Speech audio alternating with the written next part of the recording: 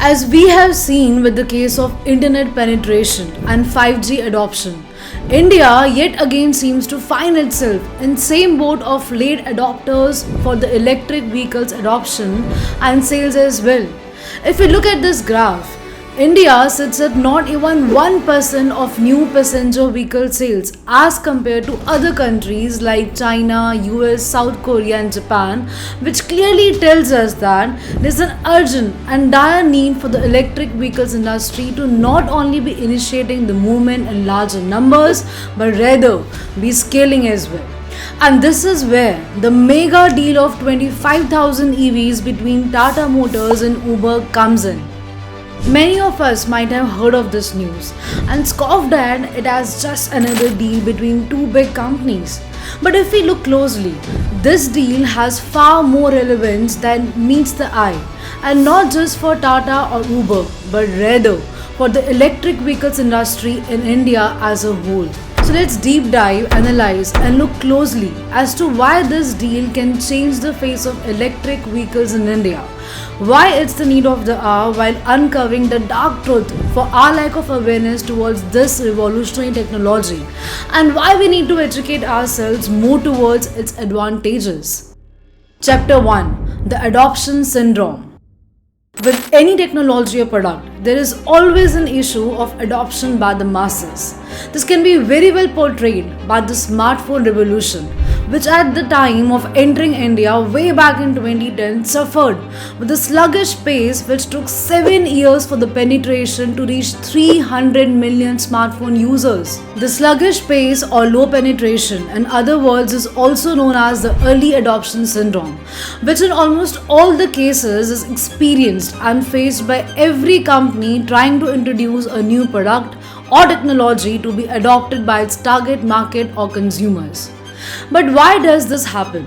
What is the reason behind this early adoption syndrome that makes it difficult for the products or technologies to be adopted easily? Well, to understand this, let's take a smartphone example again.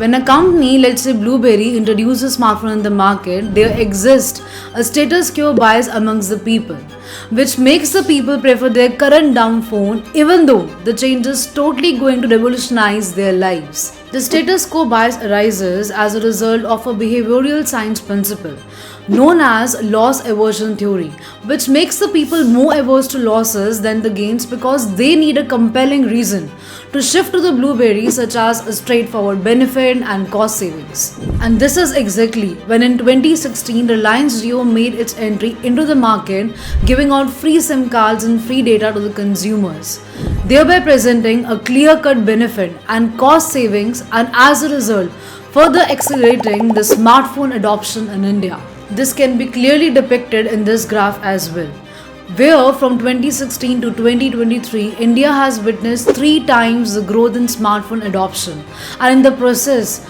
becoming world's second largest smartphone market just behind China. All because one company was able to break the loss aversion bias from the people's mind. But why have we been discussing all this and not talking about electric vehicles, Tata or Uber, right? Well, that's because electric vehicles industry right now is suffering the same fate as the smartphone industry upon its birth in India. And there needs to be a hero like Reliance who can uplift this industry, take it forward and make India the leader once again. But then how do Tata and Uber fit into all of this? Chapter 2: Let's make a deal. Tata has been at the forefront of the EV revolution and has been single-handedly carrying this burden for the time being, apart from Ola, Hero Electric and Bajaj, although all these being prominent in the two-wheeler space. So the issue, which in our example was faced by BlueBerry, is being faced by Tata Motors right now. In other words, Tata Motors, although growing in the EV space, is facing at large the early adoption syndrome. But this is at the cusp of change, all thanks to not just the deal between Uber and Tata Motors, but the respective roles these companies are meant to play in India's EV growth story. Now here you might be wondering, how exactly is the deal so significant? Well, let's dive straight into it. People, by now, you all know that adoption requires 2 main ingredients to drive penetration and growth. The first being the product. being introduced, which were the free SIM cards and data packs in the example earlier, whereas it is the electric vehicles themselves in this particular scenario. And the second ingredient being the clear-cut benefit people are able to derive from the product. This benefit in our EV industry scenario is pretty much on the same lines with the smartphone adoption scenario, and thus will provide the people with more cost-effective and pocket-friendly modes of transport, thereby eliminating the loss aversion barrier. Now here you might be like, how are these cost-effective when they are costlier than the current petrol car available or the hybrid ones cropping up, right? Well, they certainly are, and we will come back to discuss them in detail later in the video. Alright, so now when we put these ingredients in perspective with the Tata Motors and Uber deal, we can establish a resolution to this EV adoption issue, which if we analyze closely is majorly because of just one single reason: lack of EV ecosystem in India. This ecosystem today is overflowing with concerns such as inadequacy of charging infrastructure, EV service centers, cost effectiveness, safety, and so on.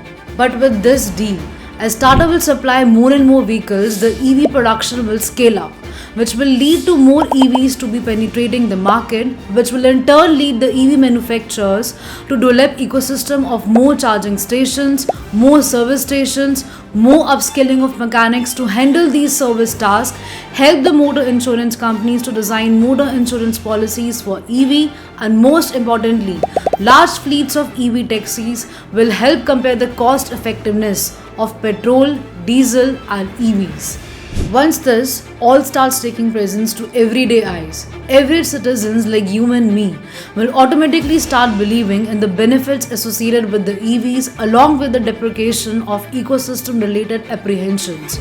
As a result, driving more adoption, not just from commercial vehicle companies, but rather the passenger vehicle segment as well at large scales. And this is why, ladies and gentlemen, this deal is so significant since it is the initiation of the development of an ecosystem for a better and sustainable India. But then why exactly did these two companies actually enter into such an agreement? What exactly is their grand strategy for the competitive times to come? Chapter 3: The Universe and the Fleets.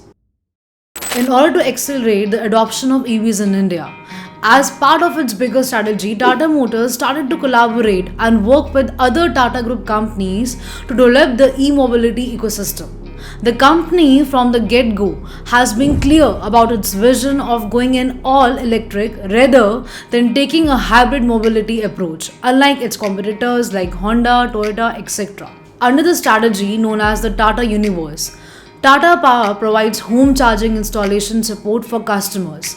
Tata Chemicals provides its expertise for lithium-ion battery recycling and cell development. Tata Autocom Systems is responsible for the EV powertrain components and battery assembly. Sabka favorite TCS drives the research and car tech, and Tata Motors Finance provides instant financing options for its dealers and buyers. So if you analyze here, this ecosystem of collaboration in itself is so robust that for a new player to enter and develop on so many partnerships for each specific function in itself is going to be a Herculean task, which puts Tata Motors' EV future in most formidable and monetarily economical position as it comes. Uber, on the other hand, is testing and trying out new business models in the hopes of what will reap long-term benefits to the company and its associates.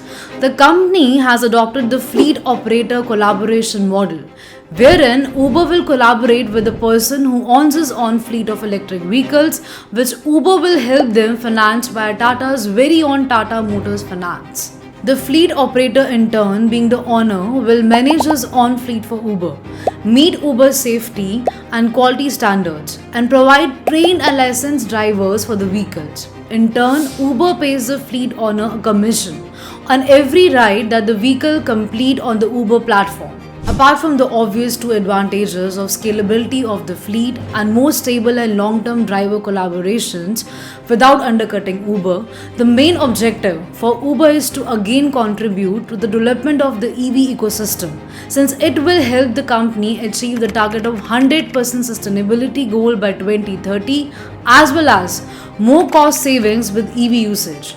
So now coming back to how exactly are the EVs going to save cost and are more affordable in reality as compared to a petrol or diesel vehicle. Let's take an example to understand this. Let's say baby driver drives 100 km every day. Now the on-road price of the EV is 15 lakhs while the on-road price of petrol vehicle is 12 lakhs. So considering a loan period of 5 years with 10% interest rate, the EMI of EV is 25,000 while that of the petrol car is 19,000, assuming 3 lakhs of down payment. Now energy or fuel cost for EV per month stands at 1200 while that for petrol vehicle is at 15,000, considering the fact the petrol prices will grow each year. Maintenance cost for EV stands at 400 while for petrol is 1000, since EVs have less moving parts and are therefore less susceptible to wear and tear. Total monthly expenditure for EV comes out to be 26,600, whereas for petrol car it stands tall at 35,000, which means the EV provides monthly savings of 8,400, an annual savings of almost 1 lakh and profit of 2 lakh rupees over a course of 5 years, considering that EV was 3 lakhs costlier upfront at the time of purchase.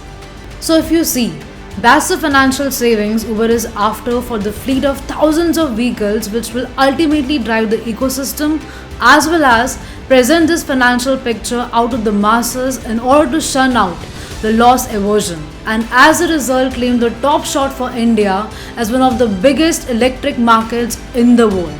And that was the episode, ladies and gentlemen. If you liked it, do hit that like button below and subscribe to the channel for more such enriching content. I'll see you all in the next episode. Mindfulness signing off.